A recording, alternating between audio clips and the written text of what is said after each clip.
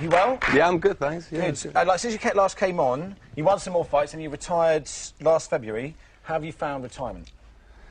Yeah, it's a mixture, you know. Obviously, you know, you lose the focus of something you've done all your life, you know, so that's always missing. But, you know, to retire undefeated and still looking not too bad, you know, and retiring at the top of the game, you know, that's always been my aim since I started boxing, so I'm happy.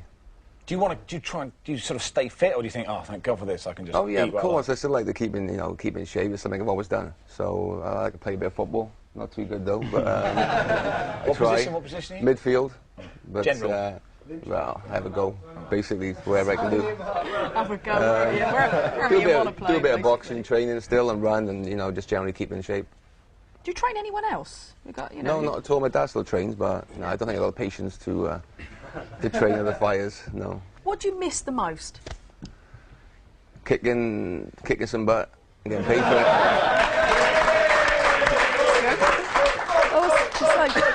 Were you at the stage there, because you retired undefeated, were you perfectly happy with the timing? Were you watching a lot of young boxers coming along and thinking, if I don't retire now at the top of the game, one of these is just going to, you know, mash me to the floor? You know, if I look at fighters that are coming through, you know, fighters like Calzaghe, for instance, do I worry about fighters like that? Of course not. You know, I could eat them for breakfast or 2 or 3 at the same time.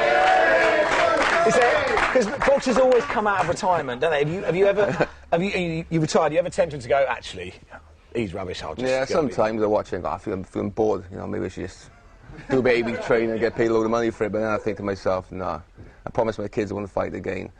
My mum, I get injured all the time, you know, and the things that was missing from the end of my career was not go to America and fight, which was missing. That's something I didn't do for the first 10 years as a champion. And not just that, but you know, to step up at light heavyweight and be a 2-weight world champion, and you know, to beat 2 legends in Roy Jones and Bernard Hopkins at the end of my career. You know, for me, there was nothing else to do.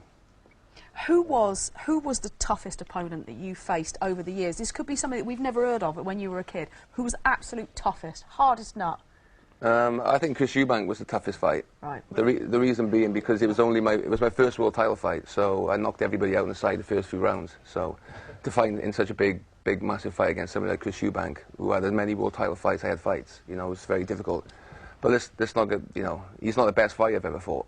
It's a difficult, you know, it's difference. You know, the timing and everything makes a difference, doesn't it? I guess. Yeah, he was toughest at that time. But I suppose like Mikhail Kessler was a very good fighter. Hopkins was a good fighter. You know, trainers really have to push their fighters. Your dad, Enzo, was your trainer. Did that, you know, affect the training in a way? I mean, was he kind of tough on you because he was his son? My dad really pushed my clarinet practice, you know, really hard. You know, it made me a better player, you know. You can argue with your parents, can't you? You can say that. You know, we've had a lot of ups and downs, obviously, like most parents do, and it's very difficult for your trainer to also be a dad, and through history, it doesn't work. So, you know, we managed to be successful and had a great partnership together, you know, and I never lost him in my corner as a fighter. I lost 9, 10 amateur fights. And when he took over as main coach when I was 17, I never lost. So I don't think that's ever been done in these sports. That's like, what? He's not bad. Good guy. Not bad, I'm just thinking, though, that you said he's still training. What happens if he trains someone to be better than you? That's not going to happen, is it? Right, that's It's not going to happen. You love that. David Haye came on this show so often, leading up to his fight. He's on it more than me, though, isn't he? Yeah, a little bit. Well, in the space of a month, somebody actually said, does David Haye not have a sofa at home? But anyway, he said the jump from cruiserweight to heavyweight, it just meant that the fellas were bigger, so actually they were easier to hit. Yeah, for him, yeah. He got a 7-foot big. Oh well, yeah. I mean, he was ridiculous. But you went super middleweight to light heavyweight. So it's only 7 pounds. Right. But it was a natural progression for me because I always really struggled to make 12 stone. Consider a natural weight like 14 stone, so it's difficult to make 12 stone. But I suppose they're a bit slower. They punch a bit harder, you know. Hence why I probably went down twice in my last 2 fights. And what do you make of what David Haye achieved? It's great, you know, to go to Germany and to fight something so big, you know, so heavy, and to win. It was a great performance by him, and then keep my fingers crossed that he can get his big fights this year. I know, this is, I've always wanted to know, is how close to reality is believe Rocky's you're asking training asking montage, you this. know, with Joe, steps what's that? and carcasses and Well, raw eggs? when it comes to step training, I've actually done steps. That's pretty good, you know, to run up steps and that. But as far as eggs go, when I first watched Rocky, I always remember I was about 11, 12, I thought, I'm going to try that. And after about 2 days, they give it up. I think it's the most disgusting thing to try and keep it down as well, the raw eggs. So give that a miss. Give that a miss. I'm going to get laughed at for that, but actually, no. No, it's a good question. It was a good question. It was a good question. All right.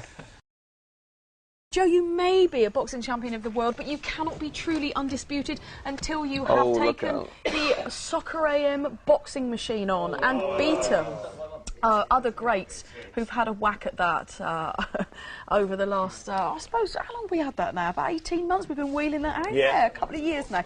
But, Joe, I'll just tell you, we're going to put, while you walk over, we're going to put the scores up the screen. I'll just tell you that Carl Froch hit an 819. Okay. Right.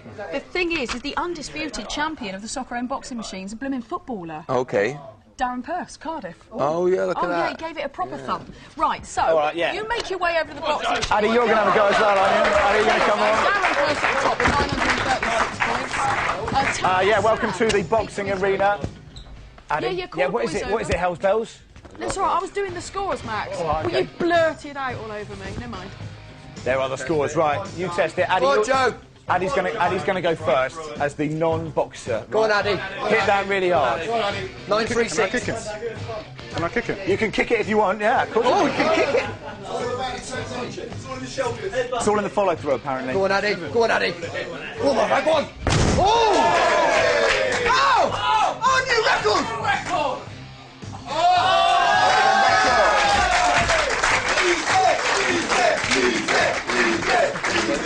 What happens now?